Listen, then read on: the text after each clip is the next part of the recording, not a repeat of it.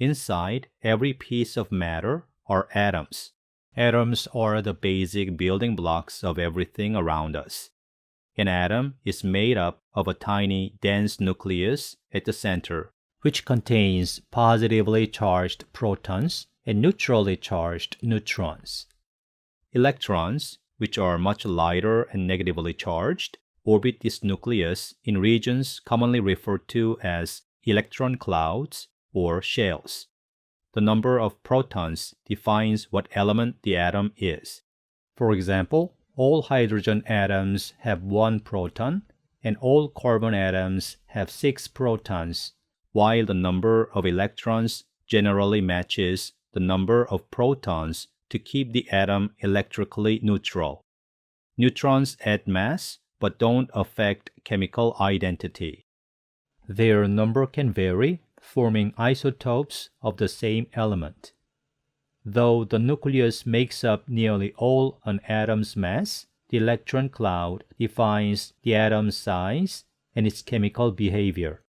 Electrons move so rapidly in their orbitals that the atom appears as a fuzzy sphere rather than a tiny solar system.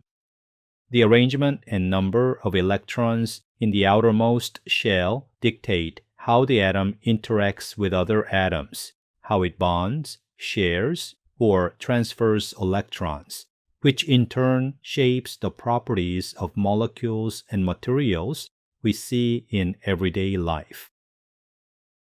Today, we will explore the origin of the universe through the lens of the Big Bang Theory, the most widely accepted scientific explanation for how everything began.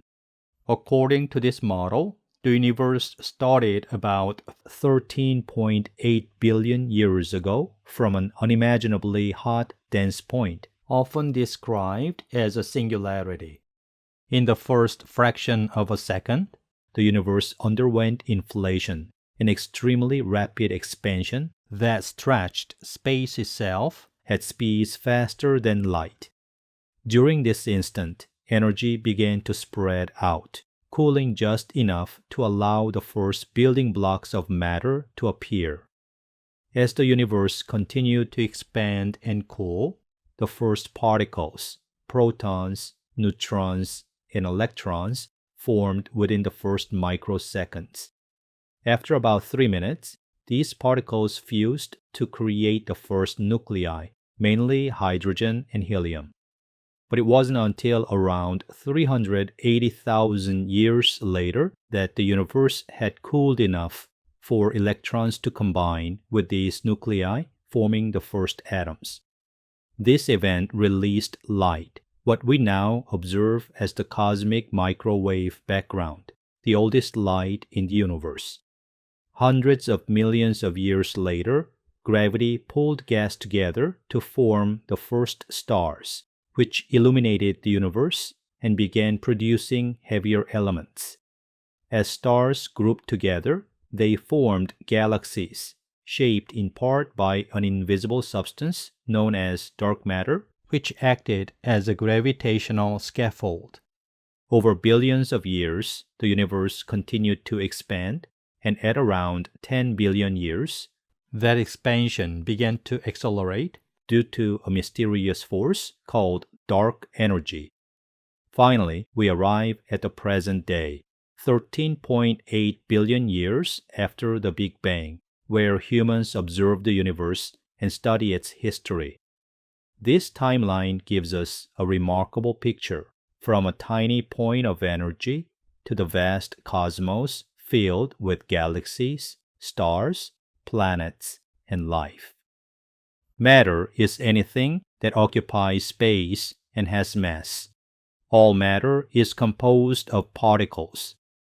The properties of matter depend on the structure of those particles. Here is a glass of water. If we look closely at the water on a sub-nanometer scale, or the 10 to the negative 9th meter scale, we will see numerous water molecules moving around randomly. At this scale, we can say that water molecules are made of hydrogen and oxygen atoms. If we look more closely at the femtometer scale, or the 10 to the minus 15th meter scale, we can say that an individual atom is made of a nucleus and electrons. Atoms such as hydrogen and oxygen are the basic building blocks of ordinary matter. There are about 91 different types of atoms that exist naturally. Atoms bind together in specific geometrical arrangements to form molecules. The structures of molecules determine their properties. A water molecule is bent at an angle of 104.5 degrees. This bent structure causes water to have a high boiling temperature. If a water molecule were linear, what would its boiling temperature be like? It would be very low and highly volatile, behaving more like gasoline. Subatomic particles include protons, neutrons, and electrons. The overall charge of an atom is neutral because the positive charge of the protons is balanced by the negative charge of the electrons. Note that a charge of -1 or +1 is equivalent to minus or plus 1.60218 times 10 to the negative 19th coulomb. As mentioned earlier, neutrons have no charge. The actual masses of subatomic particles are extremely small. To handle these small masses more conveniently, a new mass unit was created called the atomic mass unit, or AMU. A single proton or neutron has a mass of about 1 AMU.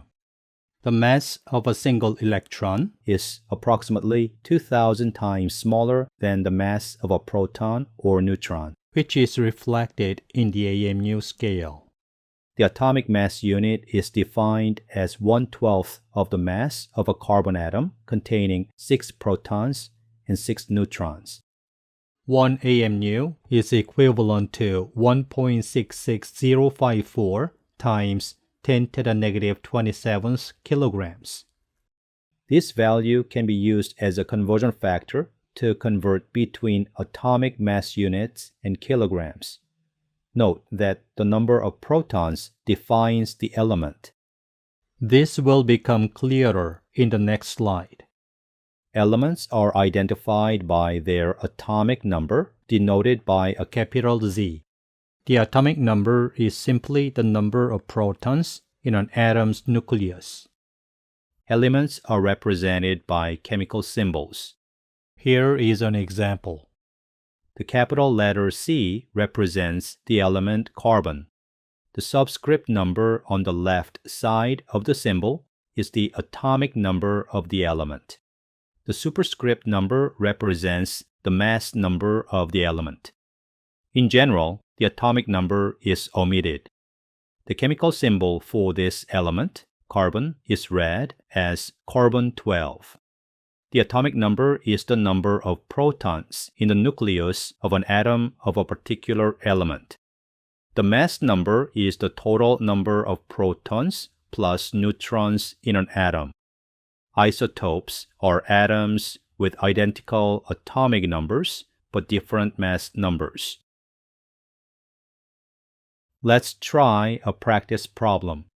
The first atom is carbon-12. What is its atomic number? It is the subscript number on the left side of the symbol, which is 6. What is its mass number? It is the superscript number on the left side of the symbol, which is 12. The number of protons is equal to the atomic number. Therefore, the number of protons in carbon-12 is 6. How many electrons are present in carbon-12? Since it is a neutral atom, the number of electrons equals the number of protons, which is 6. How many neutrons are there in carbon-12? The mass number equals the number of protons plus the number of neutrons. Since the mass number of carbon-12 is 12 and the number of protons is 6, the number of neutrons is 12 minus 6, which is 6. You may fill in the remaining blanks for carbon-13 and oxygen-16 in the same manner. Pause the video and fill in the blanks by yourself. The answers are shown here. Note that carbon-12 and carbon-13 are isotopes because they have the same atomic number but different mass numbers. Cations are formed by losing electrons. A neutral lithium atom becomes a lithium plus ion by losing one electron. Anions are formed by gaining electrons. A neutral fluorine atom becomes a fluoride ion by gaining one electron. Now, fill in the blanks for the cobalt-59 3+ ion. Check the atomic number of cobalt in the periodic table. It is 27. What is its mass number? It is 59. The number of protons equals the atomic number, so it is 27. The number of electrons in a neutral atom is equal to the number of protons. However, the charge of the cobalt ion is +3, which means it is formed by losing 3 electrons. Therefore, the number of electrons is 27 minus 3, which is 24. The number of neutrons is the mass number minus the number of protons, which is 59 minus 27. So it is 32. The net charge of the ion is +3. Next, move on to the selenium-80 2- ion. Pause the video and fill in the blanks by yourself in the same manner. Then, check your answers with the correct solutions shown.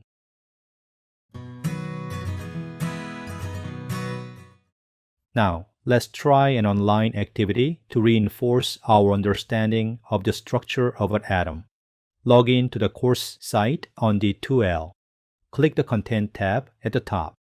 In the left menu, open Lecture Material, then select the module titled 12 Atoms. Under that module, find Lab 12 Atoms and download a lab worksheet. Complete it as you work through the online simulation. Return to D2L and under the same module, open Simulation. Build an atom. In the simulation, select the Atom window. Open Net Charge by clicking the plus sign on the right side of the simulation page. Open Mass Number by clicking the plus sign on the right side of the simulation page. Make sure Orbit is selected under the Model option. Check nucleostability from the menu. Move one proton from the proton basket to the center of the circular area. What is the name of the element and its charge? What is its mass number? Move one electron from the electron basket to the circular area. What is the name of the element and its charge? What is its mass number? Return to D2L and open Simulation Isotopes. Select the Isotopes window. Select Mass Number on the control panel at the bottom of the simulation page. Open Symbol and Abundance in Nature by clicking the plus sign on the right side of the simulation page. From the menu at the top right, click each element highlighted in yellow. Make sure the correct number of neutrons is present by adding or removing neutrons as guided in the table on the worksheet, and fill in the blanks.